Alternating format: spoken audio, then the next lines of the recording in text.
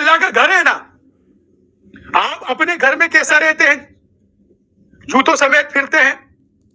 لیکن اللہ کے گھر میں آپ وہاں جب جاتے ہیں تعظیم سے جاتے ہیں, ادب سے جاتے ہیں, احترام سے جاتے ہیں, اپنے آپ کو طہارت کر کے وضو کر کے آپ اس زمین پہ قدم رکھتے ہیں جو زمین منتخب کر دی گئی ہے, جو اللہ کی گھر کے نام سے. اس زمین کی حدود کے اندر, اس زمین کی حدود کے اندر آپ کس طریقے سے ادب و احترام سے قدم رکھتے ہیں.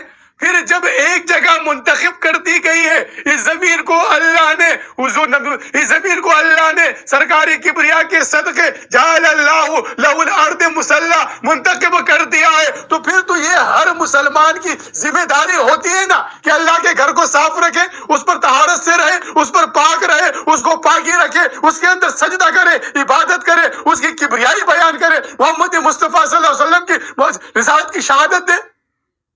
برادران اسلام, یہ زمین مسلح ہے, اس کو ہم سب نے مل کے مسجد بنانا ہے. ہم نے زمین کو جعل اللہ لہ الارض مصلی ہے. اب زمین کو کب بنے گی؟